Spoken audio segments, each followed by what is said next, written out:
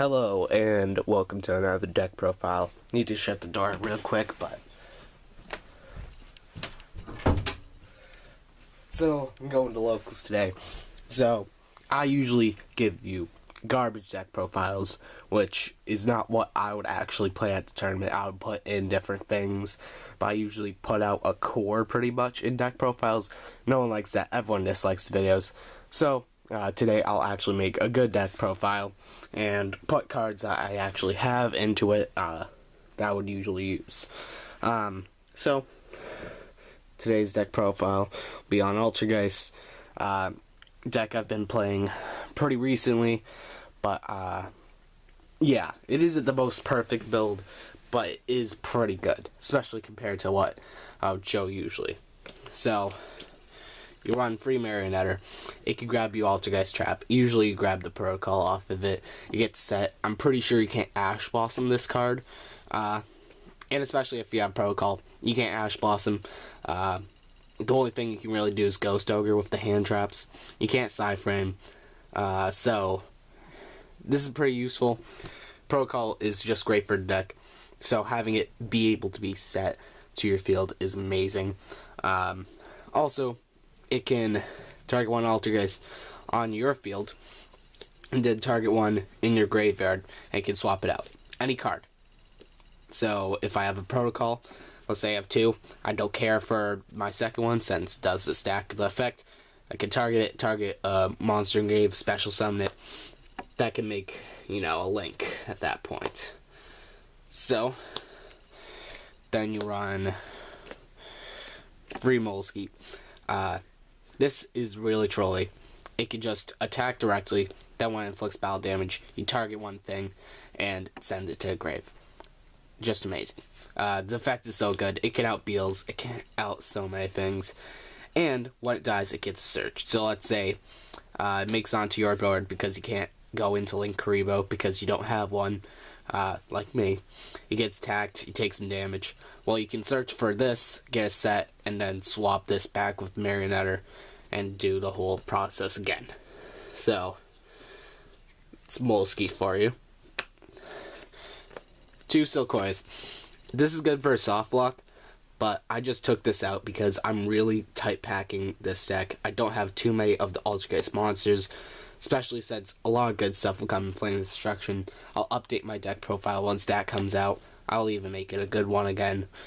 You're welcome. But good for soft blocks, but you don't want to hit this too many times. And if anything, you can search with the Moleskeet. 1 Quick Carry.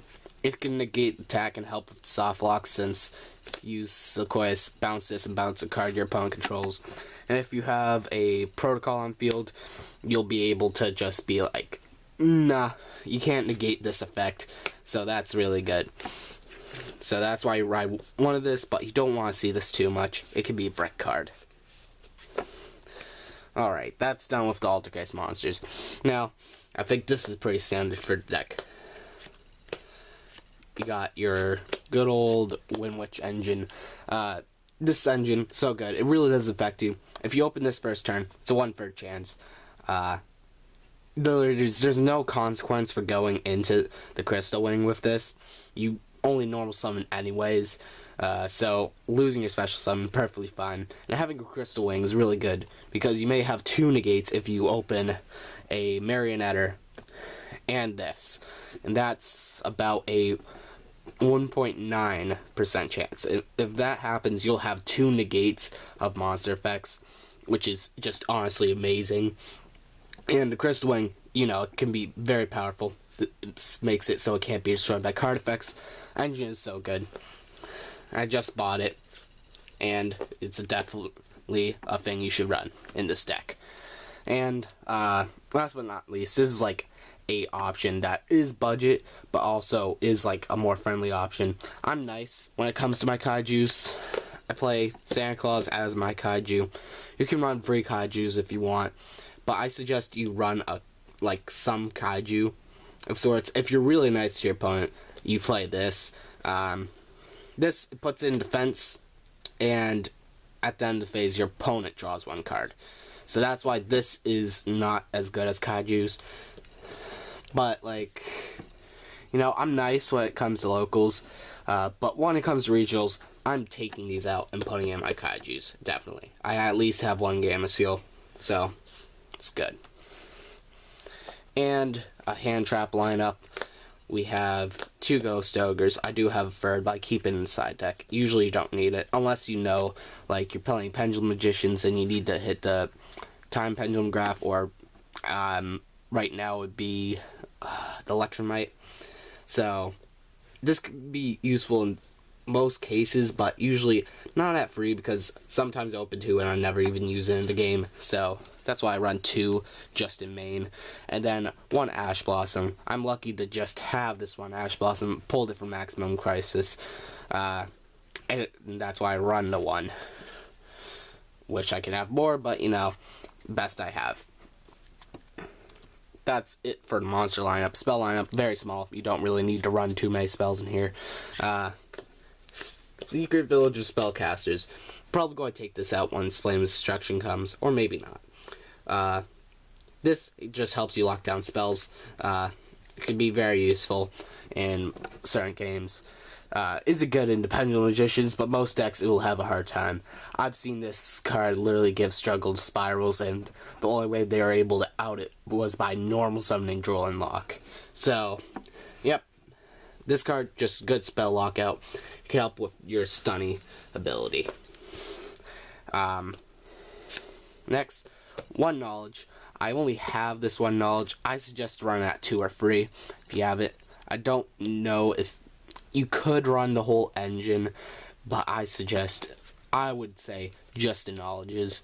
I may get some before I hit the regionals in Danbury, but you know, this is the one I have right now. This is the one I'm running, so yeah. And Raigeki, just board wipe, you know, and then be able to make a board. And for the trap lineup, we have Free Protocol. This card, it can stop Solemn Strikes, so if your opponent Solemn Strikes, they could be idiots. It's like, okay, you paid 15, effect doesn't work. Protocol says otherwise. It's amazing, and also this can act as a Solemn Strike to monster effects, which is really amazing. So it's kind of like a Crystal Wing in that way. Also, good synergy. This is a face-up name. So, Kunkuri, it can help you with that activation. Next, Free Manifestation. This card's just great. It helps you get more monsters on board. And more monsters this deck has on board, it's going to be harder to out this deck. I'm just going to say that right now. If you're seeing like more than 3 monsters on board, you're probably screwed. You should probably scoop up. And this just helps by having monsters. It can also, even if it's going to get popped, you can chain it, special Molesky from Grave, and when it gets destroyed, you'll be able to add a trap back, or you can go with the Silkhoist, and this will be able to add it back to hand when it gets destroyed again, so that'll be nice. So it even has use 1 being popped if you have stuff in Graveyard. Next, 2 anti-spells, because I really was heavy on like just hitting the spell cards for your opponent's deck. It helped as a stun, and this is definitely more for the Pendulum Magician matchup. So yeah, 2 anti-spell. Then we have 2 Solemn Strikes, 1 Warning.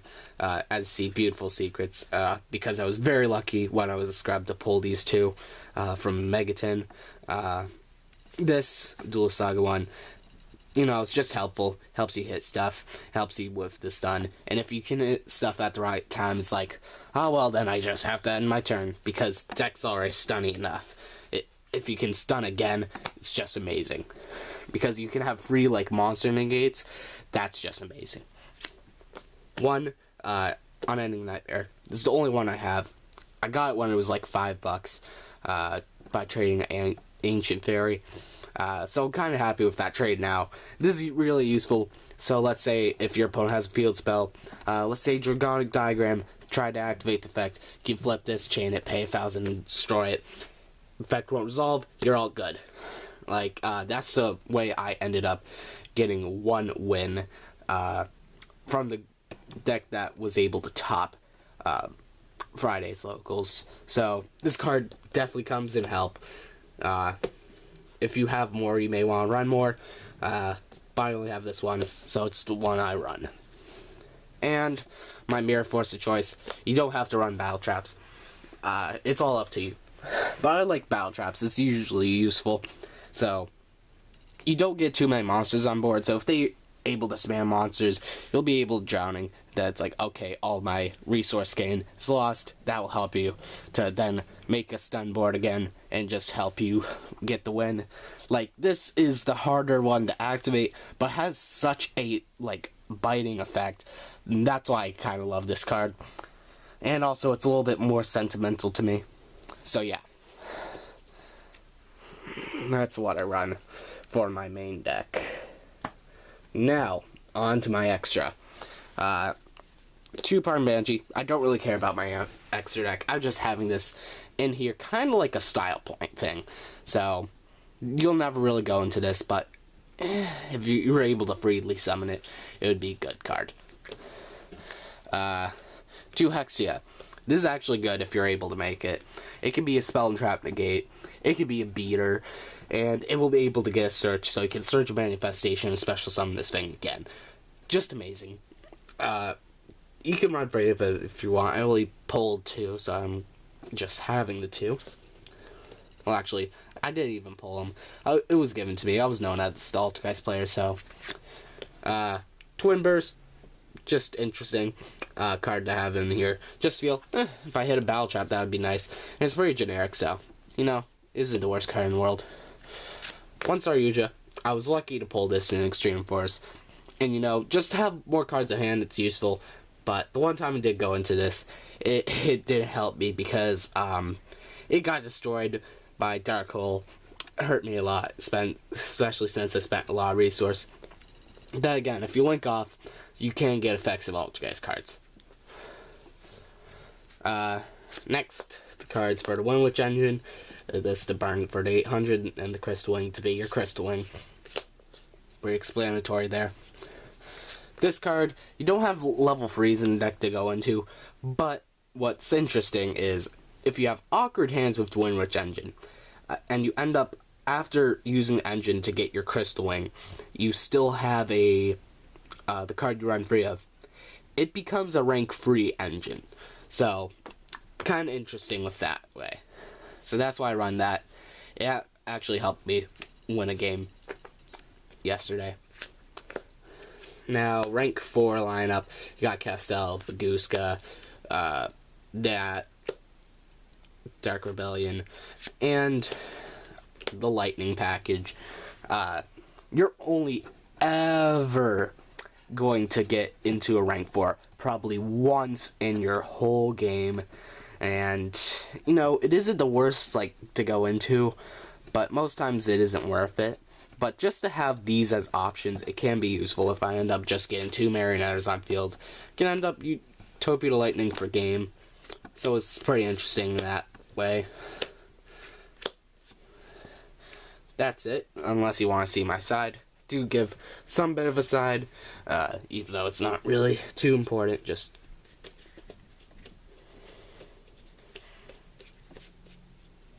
there. You know, spell and trap removal, more board wipe. This helps if you're going against ABC and stuff like that.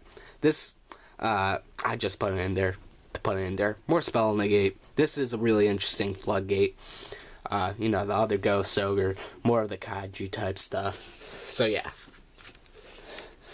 That is it for my deck profile, guys. Hope you enjoyed my Altergeist deck. I hope you like it, hope you enjoyed, and I'll see you guys in the next video. Goodbye.